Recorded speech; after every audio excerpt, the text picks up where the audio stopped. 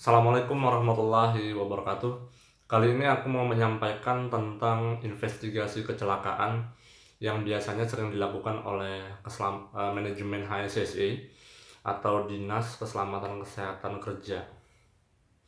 Biasanya di dalam sebuah perusahaan itu, apalagi perusahaan yang sudah multinasional ataupun perusahaan yang bergerak di bidang jasa operator kepelabuhanan, pasti saja hampir dapat dipastikan ada sebuah insiden atau kecelakaan. Maka dari itu, untuk menindaklanjuti adanya insiden kecelakaan ini, maka kita harus memiliki pola pikir keselamatan kesehatan kerja. Salah satunya bisa kalian baca di peraturan nomor 1 tahun 1970 terbitan dari Kemenaker Trans Indonesia. Jadi kalau kita berbicara secara teknis, berarti kita bisa melihat dari sudut pandang preventif.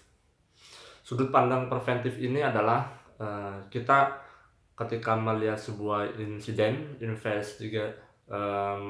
melihat sebuah kecelakaan ataupun mendengarkan sebuah berita tentang kecelakaan, maka tugas seorang staf keselamatan kesehatan kerja atau praktisi K3 itu adalah membuat notifikasi awal kejadian tersebut. Lalu kita membuat berita acara kejadian. Jangan lupa pula untuk merekam apabila kalian memiliki sebuah perangkat video, kamera, atau handphone. Kita juga harus membuat sebuah adegan atau reka kejadian sehingga hal tersebut direkam, lalu di pertemuan selanjutnya kita bikin janji terhadap saksi-saksi yang ada di sana. Bagaimana membuat janji? Caranya adalah kita mengontak terlebih dahulu pada waktu itu siapa-siapa saja saksinya, kemudian siapa saja korbannya, dan siapa orang-orang yang terlibat langsung terhadap kejadian insiden tersebut. Hal ini akan lebih baik lagi jika kalian langsung mendapatkan informasi awal, sehingga yang diharapkan adalah informasi A1. A1 ini yang aku maksudkan adalah informasi-informasi yang tidak dibuat-buat. Karena ada sebuah kasus, sebuah insiden yang lama sekali tidak diinvestigasi, akhirnya para saksi itu lupa kejadiannya itu seperti apa, sehingga praktisi keselamatan kesehatan kerja tidak mendapatkan berita valid itu seperti apa, berita valid yang terjadi pada waktu itu bagaimana. Nah, hal inilah yang akan merusak poin-poin yang akan kita cantumkan dalam sebuah dokumen rekomendasi. Rekomendasi ini tujuannya adalah untuk diberikan kepada dinas-dinas terkait untuk juga dijadikan bahan lesson learn, bahan pelajaran. Tujuannya adalah supaya insiden yang sudah terjadi itu tidak terulang kembali.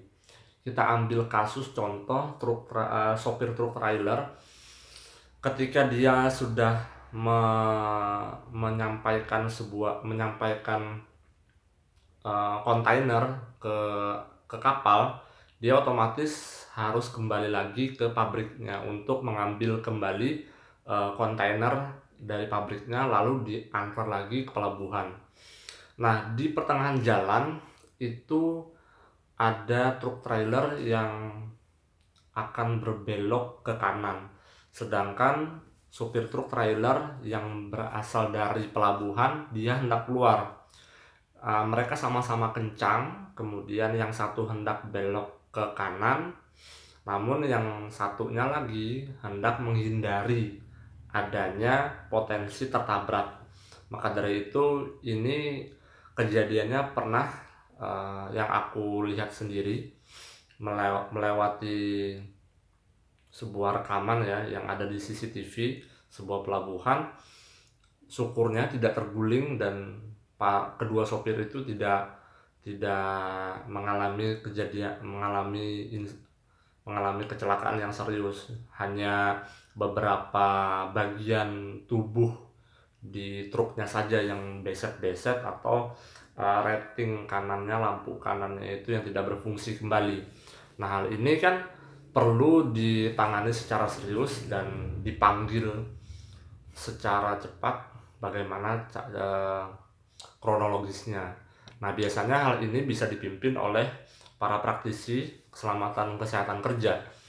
Dia berkewajiban untuk mereka ulang kejadian, lalu dibuatkan notifikasi awal kejadian, dibuat berita acara kejadian, kemudian yang terakhir adalah dibuat sebuah rekomendasi. Membuat sebuah investigasi kecelakaan itu untuk mendapatkan hasil yang baik itu dapat memerlukan bisa memerlukan waktu sekitar, paling tergantung situasi kondisi. Kalau memang kondisinya sangat berat dan itu menimbulkan kerugian yang sangat besar, itu bisa memakan sebulan 2 bulan, karena itu akan dituntut oleh para dinas-dinas terkait. Tujuannya ya mereka untuk memperbaiki supaya hal tersebut tidak terulang kembali. Lalu ada lagi case yang tidak terlalu serius, yang mungkin tersenggol, yang pernah hampir tertabrak antar truk trailer, namun mereka tidak tertabrak secara luar biasa ya, secara keras tidak. Nah, hal ini bisa diinvestigasi selama ya mungkin sampai 3 hari lah yang paling full.